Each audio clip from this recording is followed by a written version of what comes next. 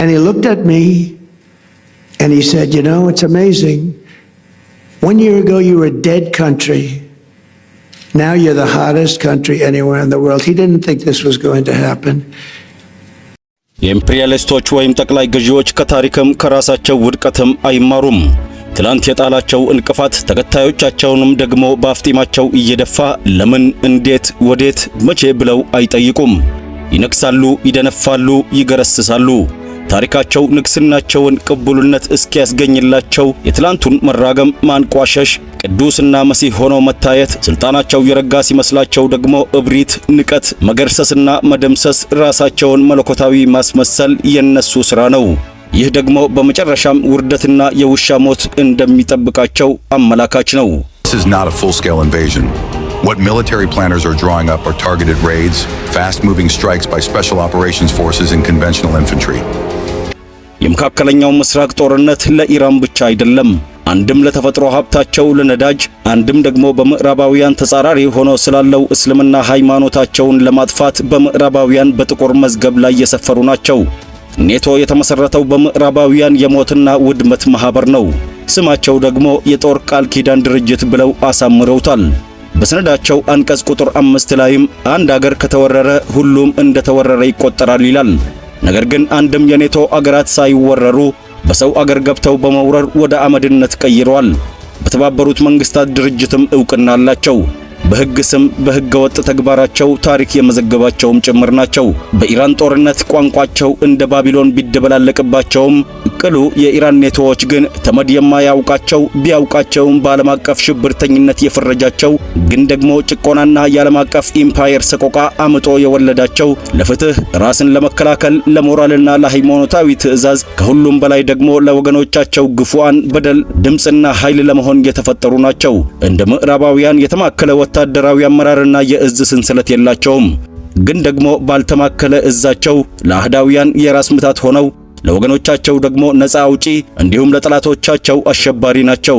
ከነዚህም ውስጥ ጥቂቶቹ እነማን እንደሆኑ በዝርዝር እንመልከት። Its name means Party of God. Hezbollah is both a Lebanese Shiite Muslim political party and a militia, and was until recently considered the most powerful non-state group in the Middle East. Hezbollah was formed in response to Israel's 1982 invasion of southern Lebanon. የመጀመሪያው ያልተዘመረለት ሂዝቦላህ በ1982 እስራኤል ቤሩትን በወረረችበት ጊዜ ከሊባኖስ የተወለደ እስላማዊ ውግንና ያለው ድርጅት ነው። በወቅቱ የእስራኤልና አሜሪካ ወታደሮችን በመግደሉ በሽብርተኝነትም ተፈርጇል። የወቅቱ የእስራኤል ጠቅላይ ሚኒስትር እሁድ ባራክ ሲያማረሩት የኢራኑ ፕሬዝዳንት አህመዲን ነጃድ ደግሞ ሂዝቦላህን ለዘላለሙ እንደግፋለን ማለታቸውም ተመዝግቦ ነበር። ሂዝቦላህ በሊባኖሱ መንግስት ውስጥ 70% የፓርላማ ወንበርም አሸንፎ ያውቃል። ይህም በአንድ ወቅት በመንግስት ውስጥ ያለ መንግስት እስኪባል ድረስ አድርሶት ነበር። ከሊባኖስ መንግስት የበለጠ ሰራዊትም አለው። ታሪኩ ብዙ ቢሆንም ዛሬም ከኢራን ጎን ተሰልፎ ጽዮናውያንን በማስጨነቅ ላይ ይገኛል። To include tens of thousands of fighters and up to 200,000 missiles and rockets. Hamas, an acronym that translates to the Islamic Resistance Movement, says its goal is to liberate Palestine and topple the Jewish state. It was founded in 1987 by Sheikh Ahmad Yassin. ሌላኛው ደግሞ የማይበገረውና የማይሰበረው ሐማስ ነው። ምንም እንኳን በፍልስጤሙ ሐማስም እስራኤል በፍልስጤማውያን ሕዝብ ላይ የምትፈጽመው ግፍና ሰቆቃ ወደር የለሽ ቢሆንም ሐማስን ማጥፋት አልተቻለም። ሐማስ በምርጫ ተወዳድሮ አሸንፎ ጋዛን የሚያስተዳድር ነገር ግን ደግሞ መከራና ግፉን ከሕዝብ ጋር የሚጋፈጥ ለሕዝብና ለሃይማኖቱ የሚጋደል የኢራን የኔቶ አባል ነው። ሐማስን ዶናልድ ትራምፕ በሰላም ዕቅድ ምክንያት ሊቀብሩት ቢወስኑም ሞቶ ግን አልሞተም። በተቃራኒው ዓለም አቀፍ ዕውቅናና ድጋፍም ተችሮታል። ሂዝቦላህንም እንዲህ አድርገው ሊቀብሩት አስበው ነበር። ነገር ግን በዚህ ጦርነት ነፍስ ዘርቶ መዋቅሩን ከልሶ እስራኤልን ድባቅ እየመታ ያለው قواتنا المسلحة بإطلاق دفعة كبيرة من الصواريخ البالستية والمجنحة وعدد كبير من الطائرات.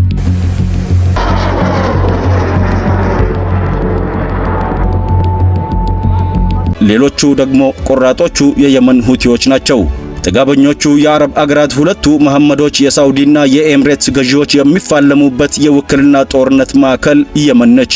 በኢራን የሚደገፉት ሁቲዎች በዚህ ጦርነት ከኢራን ጎን ተሰልፈው ከትላንት ወዲያ ወደ እስራኤል ሚሳኤል ማስወንጨፋቸውንም ይፋ አድርገዋል።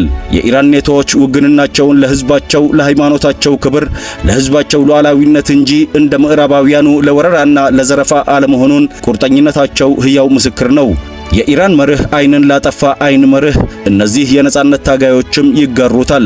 ለምዕራባውያንና እስራኤላውያን በትር ተመሳሳይ ዱላ እንዳላቸው ሰሞነኛ የሂዝቦላህና የሁቲ ምላሽ ከኢራን ጋር የተናበበ መሆኑን ይበል የሚያሰኝ ነው። ሌላው ስሙ ብዙ የማይታወቀው በኢራቅ ውስጥ ያለው ታጣቂ ቡድን ነው። ይህም የወቅቱን የኢራንን ወረራ በመመከት ለጽዮናውያን ሌላ ራስ ምታት የሆነ ሁሉም ደግሞ በኢራን ቆራጡ አብዮታዊ ዘብ የሚደገፉ ቀጠናውን ብቻ ሳይሆን የዓለም ጂኦፖለቲክስና ኢኮኖሚውን ለመቀየር ብሎም ለዓመታት ገዝፎ ደንድኖ የኖረውን በአሜሪካ የሚመራውን ጸረ ፈጅ ኤምፓየር ለመገርሰስ ታላቅ አስተዋጽኦ እያደረጉ ያሉ ኃይሎች ናቸው። ይህ በእንዲህ እንዳለ እነዚህ ታጋዮች ለሀገራቸው፣ ለህዝባቸው፣ ለሃይማኖታቸውና ለመሬታቸው ቢታገሉም የአረብ አገራት ግን ሁለት ሞት ሞተዋል። የምዕራባውያን ተላላኪ ከሚባሉት የአረብ አገራት ከሳውዲ ውጪ የሌሎቹ የቆዳ ስፋታቸው እጅግ ያነሱ ቢሆንም እንኳን ነዳጅ ያገዘፋቸው ናቸው። እነዚህ አገራት ምድራቸውን፣ የአየር ክልላቸውንና ባህራቸውን ግልጥልጥ አድርገው ከፍተው ለኢራን ጠላቶች ሰጥተው እነሱ ደግሞ ለሽ ብለው ተኝተው ነበር። ፋርሶች ደግሞ ሌት ተቀን በአሜሪካ የበላይነት የሚመራውን የምዕራባውያንን የበላይነት የሚያንኮተኩቱበትን ቀመርና ስሌት ላለፉት 2 አስርት ዓመታት ሲያሰሉና ሲሰለጥኑ ነበር። በዚህ ጦርነትም ክፉኛ የተመቱ፣ የደነገጡ፣ ግራ የተጋቡ፣ ከወዳጅም ከጠላትም ሳይሆኑ ከሁለት ያጡ ሆነው ዛሬ ብቻ ሳይሆን በዘላቂነት ከየትኛው ወገን እንደሚሆኑ መወሰን የተቸገሩት ይጠብቁናል፣ ይታደጉናል ብለው ያመኗቸውና ያስጠጓቸው አሜሪካና እስራኤልም ራሳቸውንም ለመመከት ነፍስ ውጪ ነፍስ ግቢ ሆኖባቸው ከሁሉ በላይ ደግሞ ለወገኖቻቸው ለፍልስጤምና ለጋዛ ንጹሃን እልቂት ትንፍሽ እንኳን ባለማለታቸው በራሳቸው ላይ ሲደርስ አንድም ከንፈር የሚመጥላቸው ወገን ጠፍቶ በኀፍረት ተሸማቀው ቁጭ ባሉበት ይባስ ብሎ ምዕራባውያን ከነሱ ተሽለው ለፍልስጤማውያንና ለኢራናውያን በዓለም አደባባይ ከጎናቸው መሆናቸውን ጮክ ብለው እየደገፉ ይገኛል። ነገር ግን ለአረብ አገራት ከአሜሪካና እስራኤል ኢራን ትቀርባለች። በሃይማኖትም እንዲሁም በስልጣኔም ኢራን የምትፈራው ግን የምዕራባውያንን የጦር ወረራ ሳይሆን ቆሻሻ የባህል ወረራቸውን ነው። አረቦቻችን ደግሞ የሚፈሩት ኢራንን ነው። ያውም በተልካሻ ምክንያት የሚፈልጉት የምዕራባውያንን ስልጣኔና እድገት፣ ንግድና ቱሪዝም የመሳሰሉትን ነው። ምዕራባውያን ደግሞ አረቦችን የሚፈልጓቸው ለነዳጃቸው እንዲሁም ለጦር ሰፈሮቻቸውና ኢራንን ለመክበብና ለማንበርከክ እንደሆነም ይነገራል። ኢራንን ካንበረከኩ በኋላ ወደ ራሳቸው እንደሚዞሩ ግን አላወቁም። በተለይ እስራኤል ኢራንን ካንበረከከች በኋላ ግዛቷን እያስፋፋች እነዚህን አይጣይጥ የሚያካክሉ የአረብ አገራትን እያስለቀቀች ታላቋን እስራኤል እውን አደርጋለሁ ብላ እንዳቀደች ለማንም የተደበቀ አይደለም። ለዛም ይመስላል እነዚህ የተሳናቸውንና ማየት ያልፈለጉትን ሀቅ ኢራን አይታው ይህንኑ ህልማቸውን ቅዠት እያደረገች ያለችው። የሆነ ሆኖ ኢራን በማዕቀብ ናዳ ጎብጣለች ብለው ከዓለም አግልለው ሲኮፈሱ፣ ኢራን ደግሞ በጦር መሳሪያ ብቻ ሳይሆን በኢኮኖሚ ጦርነትም ወራሪዎችን እንዴት እንደምታንበረክክ ስስ ብልታቸው የቱጋ እንደሆነ እየለየች ስታጠና ከርማለች። የጎበጠችው ለቀመርና ስሌት እንጂ ለሽንፈት አልነበረም። እናም አሜሪካና እስራኤል ወረራ ሲፈጽሙ ቀድማ ማጥቃት የጀመረችው በአረብ አገራት ያሉትን የጦር ቤዞቻቸውን ነው። ቀጥሎ ደግሞ የኢኮኖሚ ተቋሞቻቸውንና በተፈጥሮ የታደለችውን የሆርሙዝ ሰርጥን መዝጋት ነው። ይህ ደግሞ ለአረብ አገሮች ዱብዳና ራስ ምታትን ነው የለቀቀባቸው። ወራሪዎቹ የኢራንን ወታደራዊ ተቋማት ብቻ ሳይሆን ትምህርት ቤቶችን፣ ሆስፒታሎችንም ጭምር ነው የሚያጠቁት። ኢራን የተመረጡ ወታደራዊ ተቋሞችን ብቻ ነበር የምትደበድበው። አሁን ላይ አብዮታዊ ዘቡ ባወጣው መግለጫ በኳታር፣ በኤምሬትስ፣ በሊባኖስ፣ በኩዌትና በጆርዳን በአሜሪካ ዩኒቨርሲቲዎችና የጠላት ተቋማት አካባቢ ያላችሁ ሲቪሊያን ለቃችሁ ውጡ እያለች ማስጠንቀቂያ እየሰጠች ነው። እነሱ እንኳን ማስጠንቀቂያም አይሰጡም። ወጣም ወረደም የአረብ አገራት ግን ብርቱ ፈተና ነው የተጋረጠባቸው። ለዛሬም ብቻ ሳይሆን ለዘለቄታውም ከምዕራባውያን ጋር የተወዳጁበትንና ባንዳ የሆኑበትን ቀን እየረገሙ ይገኛል። ከእውነትና ከፍትህ ጋር የቆመ ሁሌም አሸናፊ መሆኑም በዚሁ ዓለም እያየን እንገኛለን። ብቻቸውን በቦምብ ናዳ ጭካኔ ሲፈጸምባቸው የኖሩት ጋዛውያን ዛሬም ዓለም ከጎናቸው ይገኛል። ወረራ የተፈጸመባትን ኢራን ትላንትም ዛሬም ነገም ከተገፉ ወገን እንደምትቆምና ጠላቶቿንም እንደምትፋለም መፋለም ብቻ አይደለም ከአላህ ጋር ድል እንደምታደርግም ፍንጭ እያሳየች ይገኛል። ነገር ግን ኢራንን የከበቧት የአረብ አገራት በተቃራኒው ከትራምፕ ጋር እያጎበደዱ ይገኛል። ትራምፕ ደግሞ የአረብ አገራትን ከመጠበቅ ፋንታ የአረብ አገራት አሜሪካ በጦርነቱ የደረሰባትን ኪሳራ እንዲሸፍኑና አሜሪካንም እንዲያቋቁሙ ይጠይቃሉ። ዋይት ሃውስ ባሰጠው መግለጫም አሜሪካ ከኢራን ጋር እያደረገች ባለው ጦርነት ለደረሰባት ከፍተኛ ኢኮኖሚያዊና ወታደራዊ ኪሳራ የአረብ አገራት ካሳውን እንዲከፍሉ ይጠይቃሉ ብሏል። ይህም ለአረብ ሀገራት ሌላ ከፍተኛ ስጋት ፈጥሯል። አሜሪካ በዚህ ጦርነት ከ30 ቢሊዮን ዶላር ያላነሰ ኪሳራ የደረሰባት ቢሆንም በርካታ የጦር ጀቶቿ ተከስክሷል። በርካታ የጦር ሰፈሮቿም በዛው ልክ ወድመዋል። እናም ዶናልድ ትራምፕ አረቦቹ ይህንን ኪሳራ መሸፈን አለባቸውም ብሏል። አረቦቹ በጦርነቱ ከፍተኛ ኢኮኖሚያዊ ኪሳራ የደረሰባቸው ቢሆንም ነገር ግን ትራምፕ አረቦቹ ኪሳራ ቢደርስባቸውም የራሳቸው ጉዳይ ነው፣ አሜሪካን ግን መካስ አለባቸው ብሏል። ይህንንም በቀጣይ ይጠይቃሉ ሲል ዘ ዋይት ሃውስ የሰጠው መግለጫ ያሳያል።